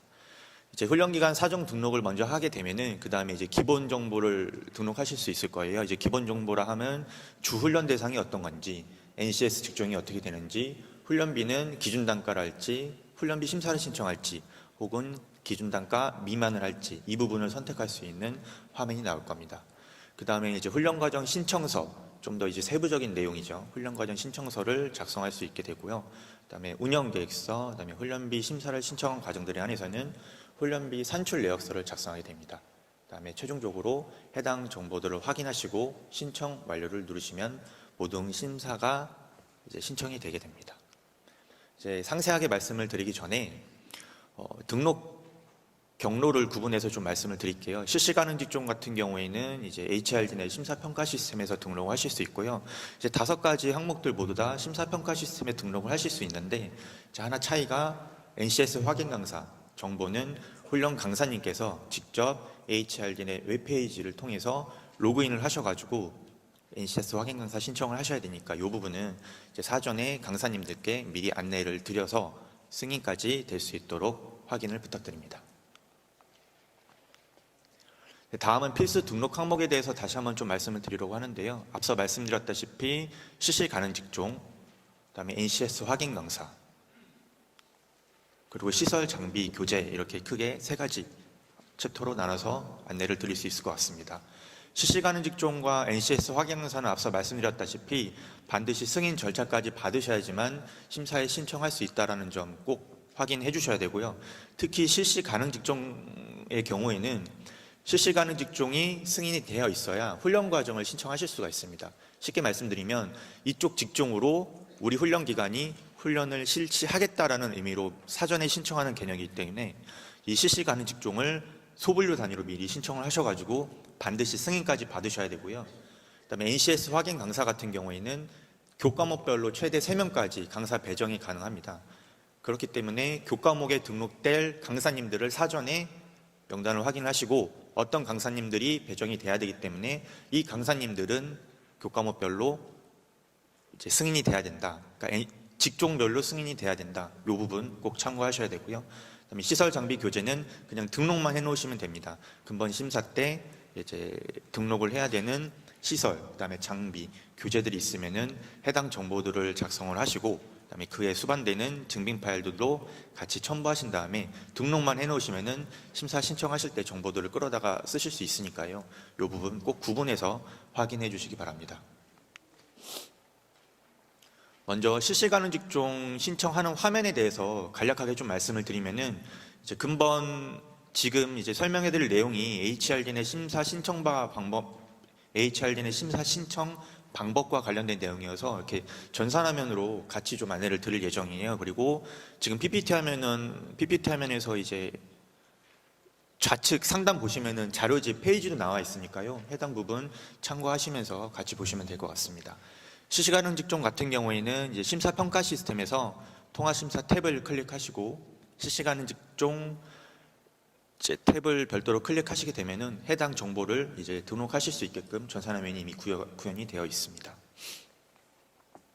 NCS 확인 강사 같은 경우에는 이제 요거는 훈련 기관 확인용으로 이제 확인하실 수 있는 건데요. 동일하게 심사평가 시스템을 클릭을 하시고 그다음에 통화심사 탭을 클릭하신 다음에 훈련 강사 현황을 조회하시게 되면은 NCS 확인 강사로 승인이 되어서 이제 과정에 배정을 할 수 있는지 없는지를 확인하실 수 있습니다.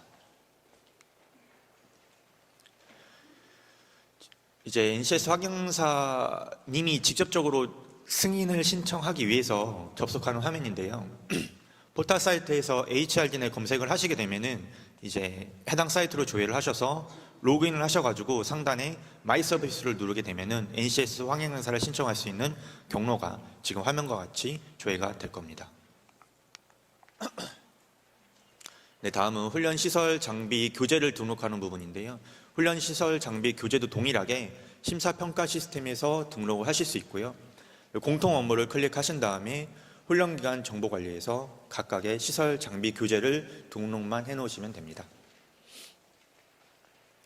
네, 그다음 본격적으로 통화심사 신청 방법에 대해서 좀 안내를 드리려고 하는데요. 첫 번째 기본 정보 입력하는 것부터 해서 이제 NCS를 적용하는 과정에 대한 훈련 과정 신청서, 그다음에 NCS를 비적용하는 과정에 대한 훈련 과정 신청서. 이게 조금 다른 부분이 있어서 별도로 좀 안내를 드리고요. 그다음에 운영 계획서와 훈련비 및 신청 서약서 이렇게 크게 5가지 부분으로 나눠서 말씀을 드리도록 하겠습니다. 혹시 제 발표 내용이 조금 빠르지는 않은가요? 예, 감사합니다. 네, 먼저 통화심사 신청 방법입니다. 심사평가 시스템에 등록을 하시게 되면은 상단에 통화심사 챕터가 나올 거고요. 누르게 되면은 심사 신청에서 심사 공모 조회라고 나올 겁니다. 근본 통화심사가 2019년도 2회차입니다. 2019년도 2회차니까 이제 1회차는 또 다른 심사 신청 공모였기 때문에 반드시 2회차를 누르셔야 되고요.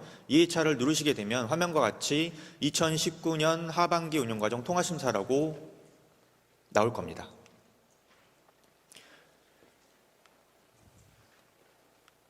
네, 나오게 되면은 이제 오른쪽에 이제 신청 버튼이 나오게 되고요. 신청을 누르시게 되면은 이제 훈련 과정을 편성할 수 있고, 이 별도로 유효기간 연장 같은 경우에는 챕터가 구분되어 있기 때문에 경로는 동일합니다. 통화심사 들어가셔가지고 심사 신청이 아니라 유효기간 연장을 누르신 다음에 유효기간 연장에서 유효기간 연장 신청 목록을 조회하시고 회차는 똑같습니다. 2019년도 2회차를 누르시게 되면은 동일하게 훈련 과정을 신청할 수 있는 화면이 조회가 될 겁니다. 그렇게 해서 신청을 누르시면 되고요.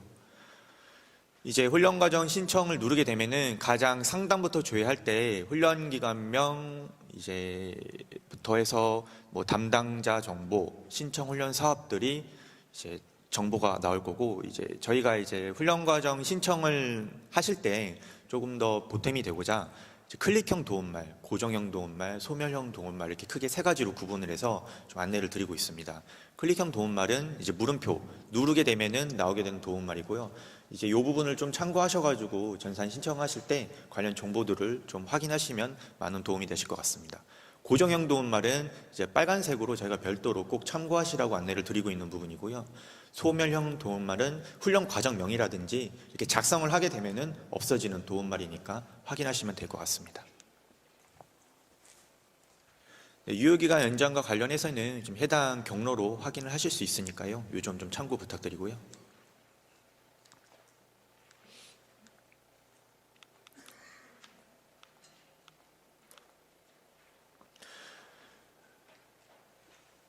지금 상단부터 보시게 되면은 이제 여기에 해당하는 정보들은 기본적으로 훈련기간명이라든지 뭐 담당자 성명 정보 같은 경우에는 기본적으로 전산에 입력되어 있는 값이 자동적으로 불러질 겁니다. 근데 이제 신청 훈련 사업 같은 경우에는 요 부분부터는 이제 훈련기간 담당자분께서 신청하실 때 직접적으로 좀 클릭을 해주셔야 되는 부분인데요. 이제 실업자 일반, 즉 계좌제 훈련으로 할지 혹은 국기훈련으로 할지, 근로자훈련으로 할지, 사업주 위탁훈련을 할지 이 부분을 클릭을 해주셔야 이제 하단에 주 훈련 대상별 연간 신청 한도수가 나오게 됩니다. 연간 신청 한도수라는 건 2019년도 상반기 운영과정 통합심사와 2019년도 하반기 운영과정 통합심사가 합친 연간 신청 한도수입니다. 2019년도 상반기 운영과정은 지난 연도, 그러니까 작년 하반기에 이미 심사가 다 완료가 됐고요. 근본 심사는 2019년도 하반기 운영과정 통합심사이기 때문에 신청 연간 한도수는 지난 하반기에 신청하신 걸 제외한 물량이 근본 신청 하반기 운영과정 때 신청하실 수 있는 신청 한도수가 되겠죠. 신청 훈련 사업, 즉 직종을 선택하게 되는 화면이 그 다음에 나올 텐데요. 이제 직종은 세 분류 단위로 신청을 하셔야 됩니다. 이게 이제 조금 헷갈리실 수 있는데요. 실시가능 직종 같은 경우에는 NCS 소분류 단위로 신청을 하게끔 되어 있고요. 그다음에 심사를 직접 신청할 때는 NCS 세 분류까지 선택을 해서 신청을 하게 되어 있으니까 그 승인받은 소분류 직종 내에서 승인받은 실시가능 직종 소분류 내에 있는 세 분류를 선택하셔서 신청을 하실 수 있게 되어 있습니다. 그다음에 캐코 코드를 선택하실 수 있게끔 되어 있는데 캐코 코드 같은 경우에는 자동적으로 NCS랑 매칭되어 있는 캐코 코드가 아마 설정이 되어 있을 거예요. 근데 그 캐코 코드 이외에 다른 캐코 코드를 혹시 선택하시려고 한다면 이제 전체 조회를 누르게 되면은 전체 캐코 코드를 확인하실 수 있게끔 화면이 나올 겁니다. 그다음에 이제 국가기관 직종 분류라고 해서 실업자 국기훈련 같은 경우에는 이제 국기 코드를 찍게 되어 있는데 요거는 이제 어떤 국기를 선택하느냐에 따라서 코드는 자동적으로 부여가 되어 있으니까요. 요 부분 이제 참고하셔가지고 신청하시면 될 것 같습니다.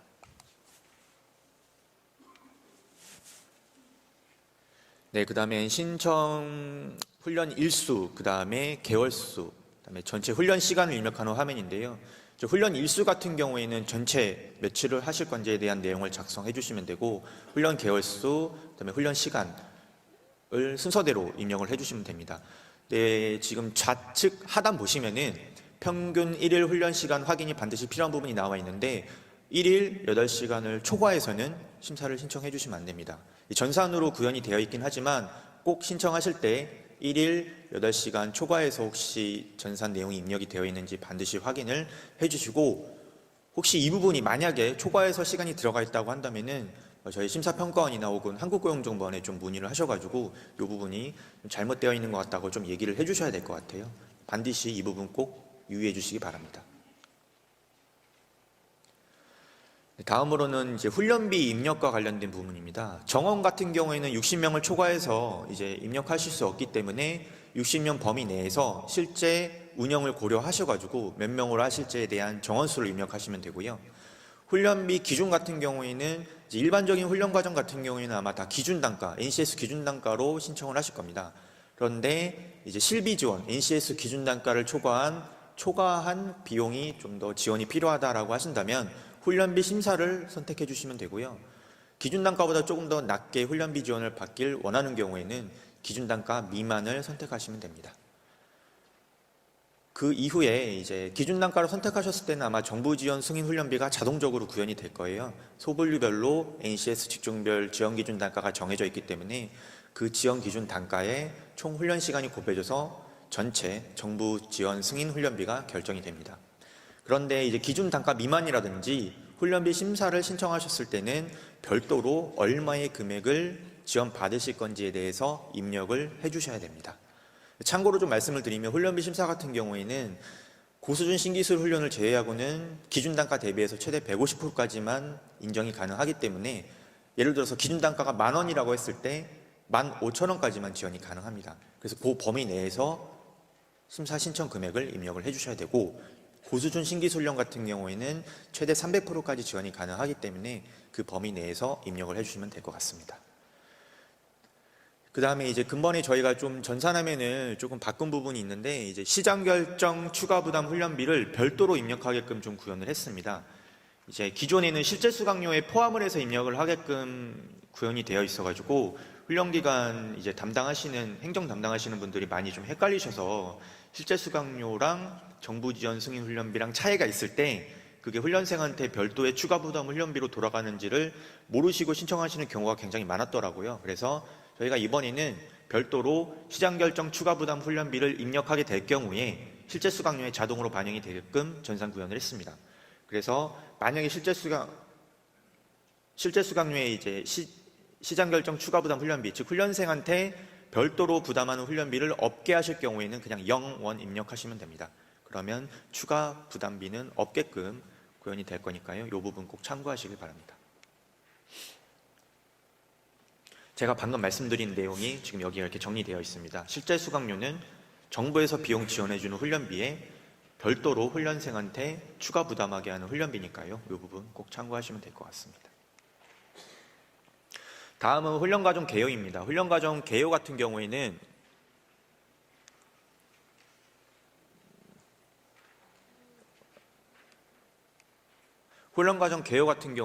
이제 훈련 과정명과 그다음에 훈련 목표, 그다음에 이제 훈련 수준 이런 부분들을 좀 입력하게 되어 있는데요. 이제 훈련 과정명은 최대한 훈련 전체 내용이 잘 드러날 수 있게끔 작성을 해주시면 되고, 예를 들어서 뭐 자격증 취득 과정 같은 경우에는 어떠한 자격증 취득 과정이라고 입력을 해주시면 되고, 일반적인 실업자 훈련 같은 경우에는 어떠한 양성 훈련, 혹은 근로자 훈련 같은 경우에는 어떠한 향상 훈련 이렇게 좀 입력을 해주시면은 과정명만 보고도 훈련생들이 그 과정이 어떤 건지를 파악할 수 있으니까요. 이렇게 좀 작성을 해주시면 좋을 것 같고요. 그다음에 이제 훈련 목표, 그다음에 훈련 수준을 선택하게끔 되어 있는데, 훈련 수준 같은 경우에는 그 특정 능력 단위에 있는 능력 단위마다 다 수준이 부여가 되어 있는데, 그 수준에서 가장 많이 편성된 능력 단위의 시간이 지금 주수준이 되게끔 아마 전산이 구현되어 있을 겁니다. 예를 들어서 2수준에 30시간, 3수준에 10시간, 4수준에 몇 시간이 편성되어 있다면은 2수준의 시간이 제일 많기 때문에 그 훈련 과정의 수준은 2수준을 선택하셔야 됩니다.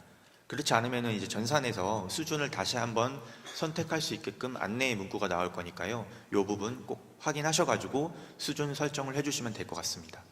그다음에 법정 직무 훈련이라든지 이제 해당 사항이 있을 경우에는 관련 법령 등을 작성해 주시면 되고요. 그다음에 자격증 취득 과정 같은 경우에는 이제 이 훈련 과정을 통해서 궁극적으로 이 훈련 과정을 통해서 자격을 취득할 거다. 이제 이런 내용이 있을 때 자격증 취득 과정에 예를 선택해 주시고, 관련 자격 종목에 이 훈련 과정을 들었을 때 어떤 자격을 취득할 수 있다. 그 사항이 있을 때 이 부분을 꼭 선택해 주셔야 됩니다. 이게 관련이라고 해서 이제 그냥 이 훈련 과정을 들었을 때 이것도 좀 취득할 수 있을 거야 라는 취지로 좀 선택하시는 분들이 계시는데, 이 자격증 취득 과정의 주 목표는 자격증 취득 과정입니다. 그러니까 자격증을 취득할 수 있게끔 커리큘럼도 구현이 돼야 되고, 그에 수반되는 시설과 장비, 그다음에 그에 따르는 강사님들도 배정이 되기 때문에 반드시 이 훈련 과정에서 이 내용을 들었을 때 자격증이 해당 사항이 있을 경우에만 꼭 선택을 해주셔야 됩니다. 다음에는 NCS 편성 여부의 현장 실수 여부인데, 이제 NCS 훈련 기준 적용 여부, 요게 예 아니오가 결국에 이제 NCS 적용 과정으로 신청을 하게 되는지 NCS 비적용 과정으로 신청을 하게 되는지, 여기서 좀 내용이 갈리게 되는데 한 가지 좀 주의사항이 있습니다. 이제 최초에 NCS 적용 과정으로 신청하시기 위해서 적용 여부의 예를 선택하셨는데 갑자기 마음이 바뀌셔갖고 NCS 비적용으로 선택하게 되면은 기존에 작성한 화면이 전부 다 초기화가 됩니다. 그래서 반드시 사전에 어떤 과정에 대해서 NCS 적용을 하실 건지 아니면 비적용을 하실 건지 사전에 정의를 해 놓으시고, 그다음에 이 부분을 꼭 선택하셔야 되니까 이 부분 꼭 확인해 주시고요. 그다음에 현장 실습 포함 여부는, 이제 현장 실습 같은 경우에는 훈련 기간 장소 외에 외부로 나가서 하는 훈련을 현장 실습이라고 정의하고 있습니다. 그래서 별도로 훈련 기간 외부에 나가서 현장 실습이 필요할 경우에는 예를 선택하시고 반드시 그에 따르는 내용도 별도로 편성을 하셔야 되니까요. 이 부분 꼭 참고하시면 될 것 같습니다. 예를 들어서 자격증 취득을 위해서 간호조무라든지 그다음에 요양보호사 같이 반드시 현장 실습이 필요한 과정들이 있어요. 그런 과정들은 현장 실습 여부에 예를 체크를 꼭 하셔야지 이제 해당 커리큘럼대로 심사를 신청하실 수 있을 겁니다. 그다음에 NCS 훈련 기준 적용 여부와 이제 이런 기준들은 이제 산인공 홈페이지에 게시가 되어 있기 때문에 해당 주소를 좀 확인하시면 될 것 같고요. 이제 본격적으로 훈련 과정을 세부적으로 편성할 수 있는 방법에 대해서 좀 안내를 드리도록 하겠습니다. 먼저 NCS 소양 교과입니다. 흔히 이제 직업 기초 능력이라고 표현을 하는데, 이 해당 화면을 좀 보시면은 이제 NCS 소양 교과라고 해서 첫 번째 화면부터 PPT 화면에 잘 구현이 되어 있으니까 이 순서대로 좀 보시면 될 것 같습니다. 맨 처음에는 교과 내용을 등록을 하게 되고요. 그 다음에 그 교과별로 어떤 강사님을 등록할 건지에 대해서도 사전에 NCS 확인 강사로 승인이 되어 있다면은 자동적으로 해당 탭을 클릭했을 때 확인을 하실 수가 있을 겁니다. 지금 화면에 보시는 바와 같이 그 순서대로 내용을 클릭하시게 되면은 이제 직업기초 능력에 대한 교과목과 강사님을 등록하실 수 있을 거고요. 지금 저희가 배부해드린 설명회 자료집에도 저희가 직접 심사를 신청하면서 나온 그런 화면들을 다 캡처해서 상세하게 안내를 드리고 있기 때문에 혹시 조금 이해가 어려우시다면 해당 자료집도 참고하시면 좀 더 이해하시기 수월하실 겁니다. 직업기초능력 강사 배정 방법에 대한 좀 안내가 별도로 좀 나와 있는데요. 이 직업기초능력에 한해서만 NCS 소부훈료가 상이하더라도 강사 배정이 가능하다라고 안내가 나와 있어요. 이 내용이 어떤 내용이냐면, 원래 기본적으로는 각 교과목별로 NCS 소분료가 부여가 되게끔 되어 있는데, 그 NCS 소분료랑 승인받은 NCS 확인 강사의 소분료가 코드가 일치해야 됩니다. 예를 들어서 교과목에 배정된 소분료 코드가 010101라고 가정했을 때 거기에 배정되는 강사님도 010101라는 소분료 직종으로 승인이 되어 있어야지만 그 해당 교과목에 심사 신청이 가능합니다. 하지만 직업기초 능력에 한해서만 그 코드가 일치하지 않더라도 강사가 배정 가능하다라는 지금 안내 문구가 나와 있는 거기 때문에요. 이 부분 참고하시면 될 것 같습니다. 지금 두 번째 화면에서 보시다시피 한 개의 교과목당 최대 3명의 훈련교 강사 배정이 가능하니까요. 이 부분 참고하시면 될 것 같습니다. 직업기초 능력에 대한 이제 편성 시간에 대해서 안내를 좀 드릴 건데요. 앞서 많이 말씀드렸다시피 직업기초 능력에 대해서는 이제 시간 꼭 구분하셔가지고 신청을 해주셔야 되고,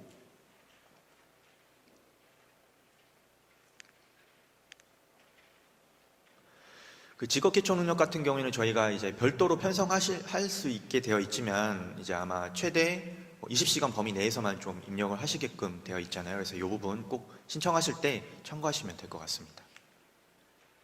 다음으로는 이제 NCS 전공교과, 이제 가장 주가 되는 내용일 수 있겠는데요. NCS 전공교과에 대해서 편성하는 방법에 대해서 좀 안내를 드릴 건데, 크게 실업자 훈련과 그다음에 재직자 훈련으로 나눠서 좀 말씀을 드리도록 하겠습니다. 실업자 훈련 같은 경우에는 이제 NCS 능력 단위로만 편성이 가능하기 때문에 따로 구분을 한 거고, 재직자 훈련은 NCS 능력 단위 요소, 그다음에 수행 준거까지 완화해서 편성을 할 수 있기 때문에 좀 별도로 구분을 했습니다.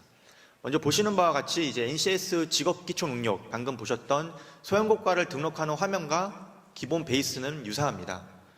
교과목 등록을 하시고 그 이후에 강사님들을 배정하시는 것은 앞서 보셨던 화면과 동일하고요. 좀 더 유의사항으로 별도로 말씀드려야 할 내용이 이제 교과목에 훈련교강사가 배정되어 있는데 교과목을 그냥 삭제해버렸을 때 저런 문구가 뜰 겁니다. 저게 어떤 내용이냐면 맨 처음에 교과목을 등록하시고 그 다음에 교강사님을 배정하게 되는데 그냥 그 교과목을 이 훈련 과정에 좀 필요가 없을 것 같아서 삭제를 하시게 되는 경우가 있는데 그럴 때는 교과목 자체를 삭제하시면 안 되고 역순으로 훈련교강사를 먼저 삭제하신 다음에 그 다음에 교과목을 삭제해야만 저런 안내 문구가 안 나온다라는 내용이니까요. 이 부분 참고하시면 될 것 같습니다. 그래서 하단과 같이 이제 해결 방법도 별도로 좀 안내를 드리고 있고요.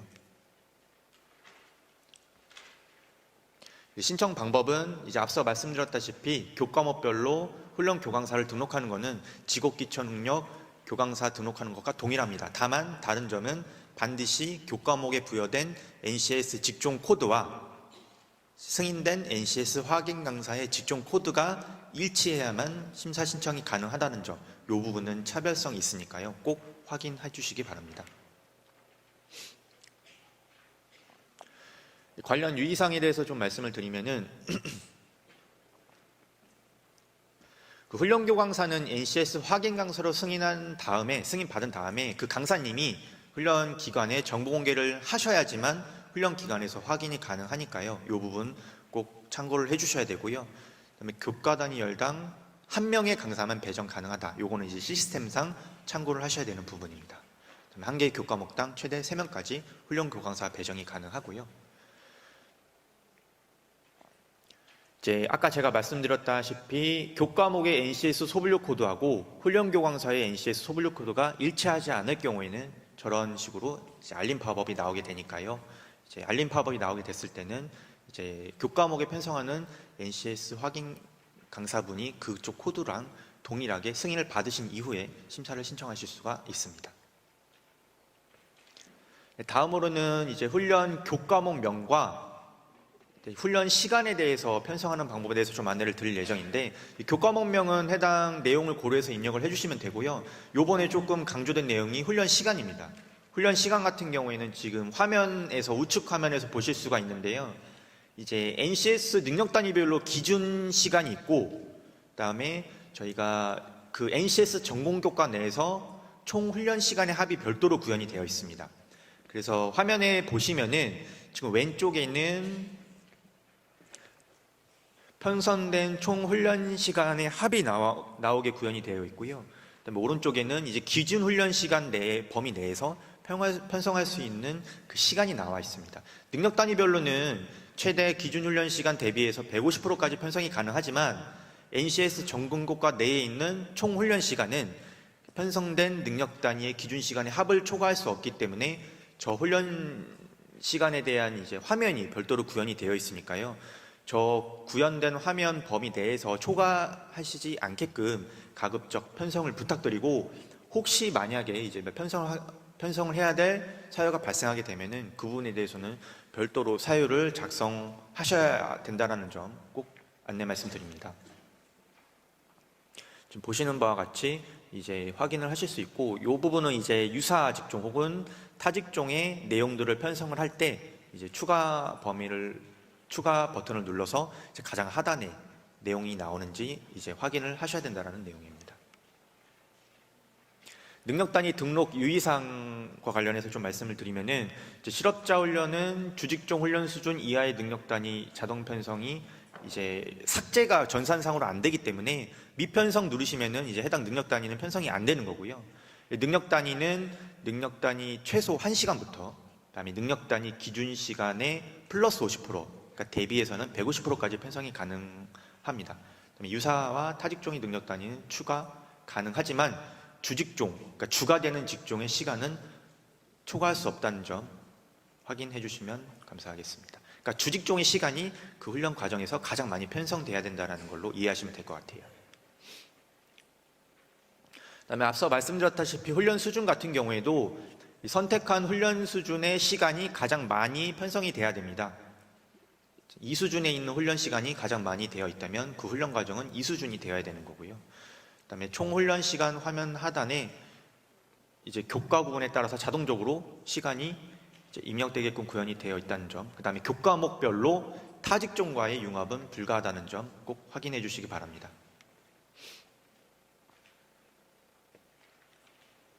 다음은 이제 능력 단위 추가 및 교과목 구성 시 유의사항인데요.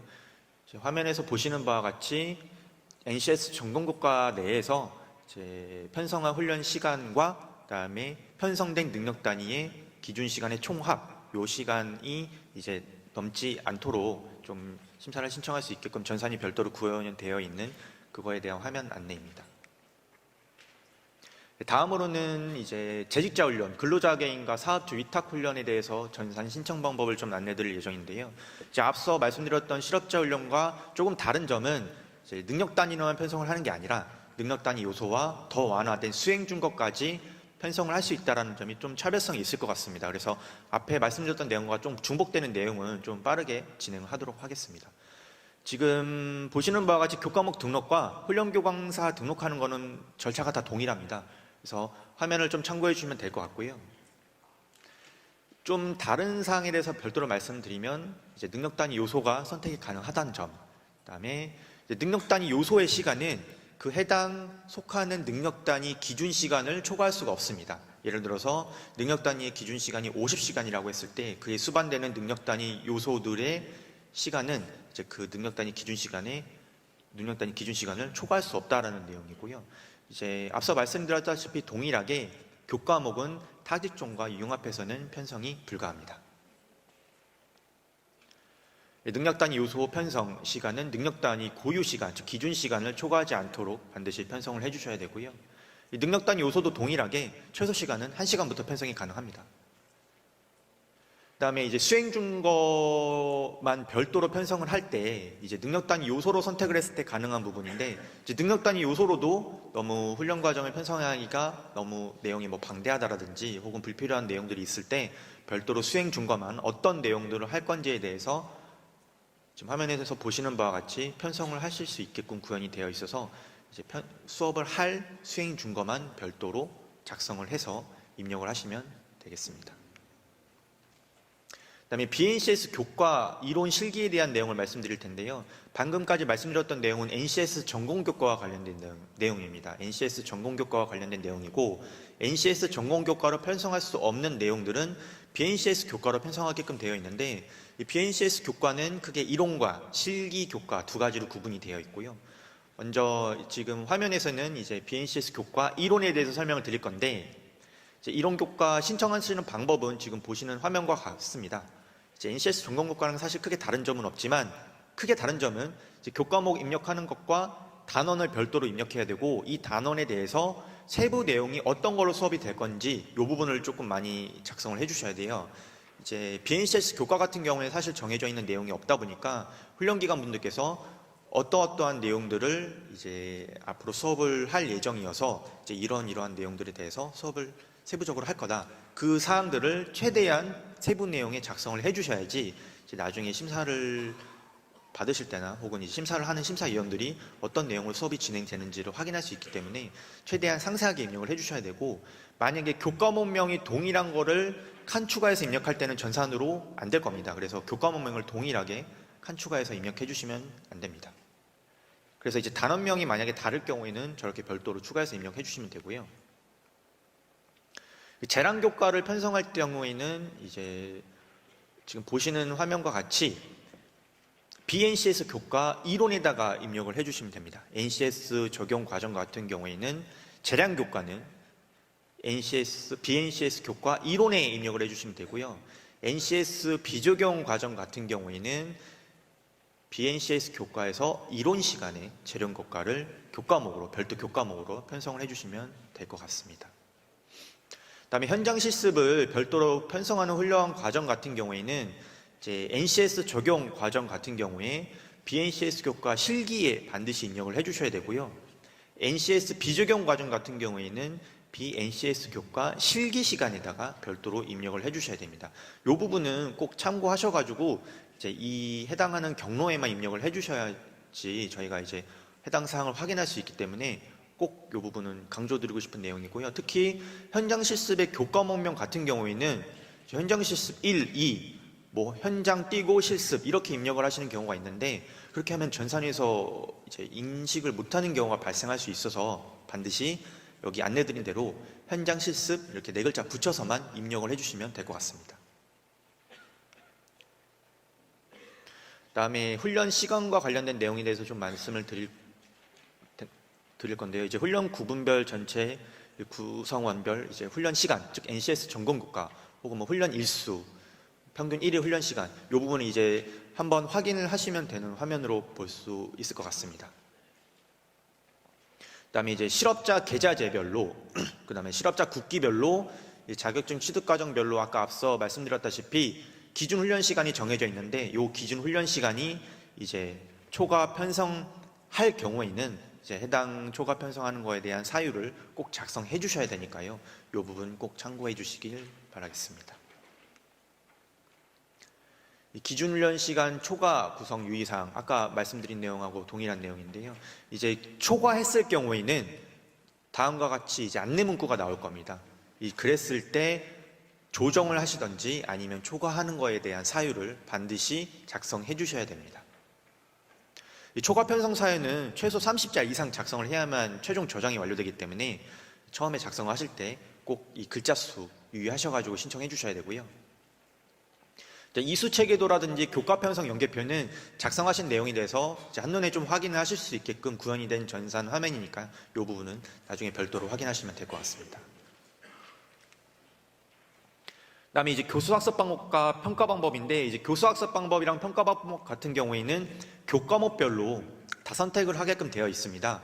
그래서 저희가 이제 근본부터 별도로 PDF 파일로 전산화면에서 봐도 바로 안내 받으실 수 있게끔 이제 해당 교수학습 방법의 정의가 어떤 건지 평가 방법의 정의가 어떤 것인지 확인하실 수 있게끔 전산에서 바로 내려받으실 수 있게끔 구현을 해놨고요.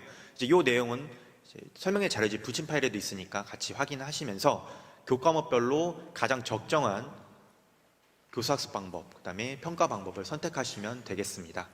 네, 특히 이제 NCS 전공교과에서 강의법을 선택하셨을 때 다음과 같은 안내 문구가 나올 건데요. 이게 이제 부적합한다는 내용, 뭐 그런 내용이 아니라 저희가 참고적으로 이제 강의법을 선택했을 때 어떤 내용이다라는 걸 안내드리기 위해서 나오는 팝업이기 때문에 이 부분은 그냥 확인하시면 될 것 같고요.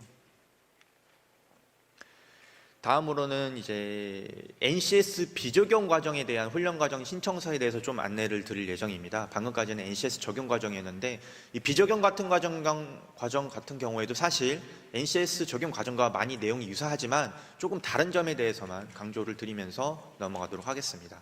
전체적인 화면 구성은 다 유사하고요. 근데 이제 훈련 수준 같은 경우에는 NCS 적용 과정 같은 경우에는 가장 많이 편성되는 수준의 능력 단위가 이제 주 수준이 돼야 된다라고 안내를 드렸는데 이 비적용 과정 같은 경우에는 사실 NCS를 가지고 편성을 하는 부분이 아니기 때문에 이제 훈련 내용이라든지 훈련 목표 이런 것들을 좀 고려하셔가지고 훈련 수준을 선택하시면 될 것 같습니다. 법정 직무 교육 여부와 자격증 취득 과정 여부는 NCS 적용 과정과 모두 동일합니다. 다음으로는 이제 NCS 훈련 기준 적용 여부, 요거는 당연히 아니오를 선택하셔야겠죠. 그다음에 현장 실습 훈련 등록 여부 이런 부분도 NCS 전공 교과랑 다 동일하게 신청하는 부분이니까 이 부분은 확인하시면 될 것 같고요. 현장 실습 포함 여부에 대해서는 반드시 BNCS 교과 현장 실습 교과목에 구성을 해야 된다는 점, 이 부분 꼭 참고하시면 될 것 같습니다. 이제 BNCS 교과도 사실 등록하는 거는 NCS 전공 교과랑 유사합니다. 교과목을 등록한 다음에 이제 교과목별 훈련 교강사를 등록하시면 됩니다. 훈련 시간을 선택하는 부분, 그 다음에 훈련 사업별, 계좌제, 국기, 자격증 취득 과정별로 훈련 시간이 다 정해져 있어서 작성하는 것도 NCS 적용 과정과 다 유사하니까요. 이 부분은 좀 빠르게 진행하겠습니다.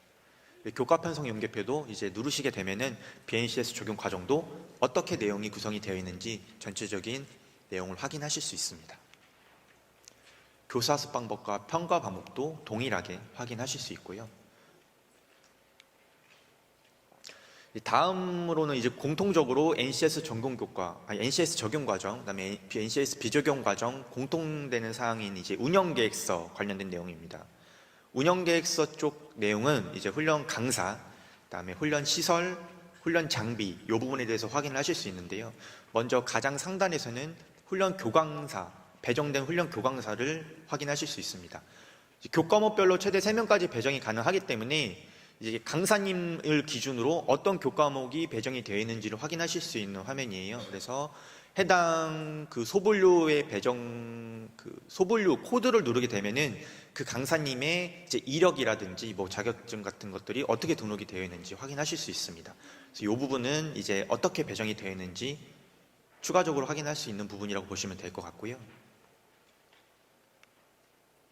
다음으로는 훈련 시설입니다. 훈련 시설 같은 경우에는 이제 아까 사전 등록에서 훈련 시설 같은 경우에는 미리 좀 정보를 등록해야 된다라고 말씀을 드렸잖아요. 훈련 장비도 동일하고 훈련 시설은 그렇게 등록된 정보를 가지고 훈련 과정에 정보를 끌어와서 편성을 하는 겁니다.